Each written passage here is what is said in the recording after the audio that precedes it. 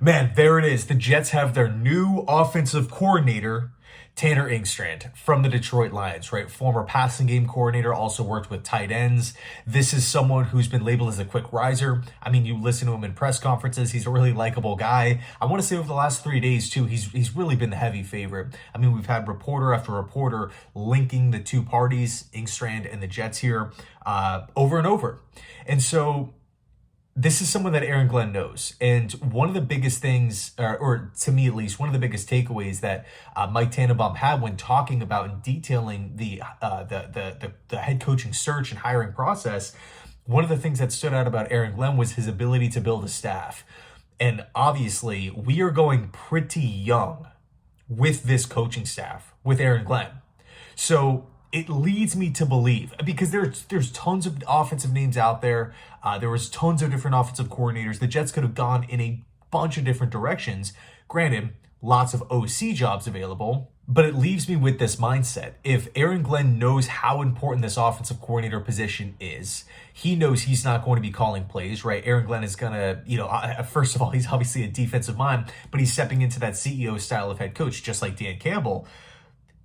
In other words, it's not a Kyle Shanahan, it's not a Sean McVay, it's not a Matt LaFleur situation, right? Glenn is going to be overseeing every facet of the game on Sundays.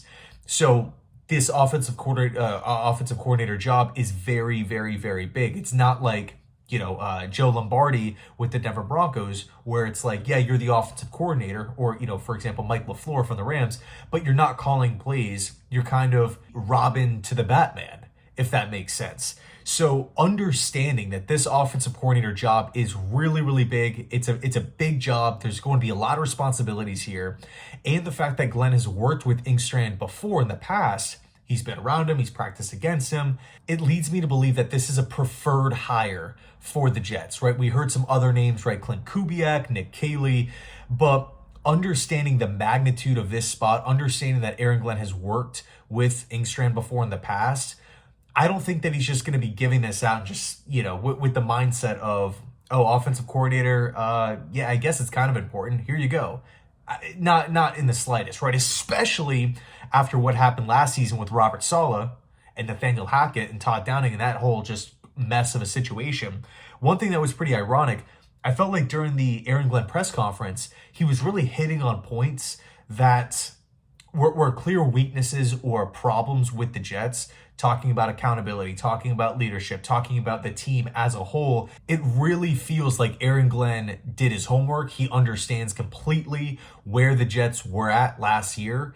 And, with that understanding, my assumption is that the Jets, Aaron Glenn, feel really, really good about this hire. Now, ideally, I would like to, give you guys 3, 4, 5 years of offensive statistics from Tanner's former offenses where he's called plays and been really involved and maybe developed a quarterback along the way.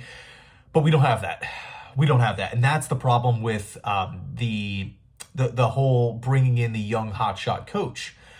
We just don't have the experience. So there's going to be speed bumps along the way. There's going to be somewhat of a learning curve. It's going to be Engstrand's first time doing this at the NFL level, installing his offense, calling plays, potentially developing a quarterback, doing game planning for opposing defenses. Now, Aaron Glenn has made it sound like he's going to be helping out on the offensive side of the football, which is great. I love that.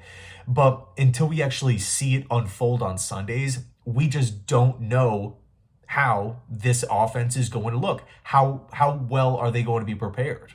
What are the play calling tendencies that Engstrand would like to deploy, right? Is the offense going to be similar to what we saw in Detroit under Ben Johnson, which was a lot of running, a lot of, under center, explosive plays down the field off of play action with the occasional trick play, right? Speed on the perimeter, adding these just explosive athletes on the outside, but power and strength focus up the middle.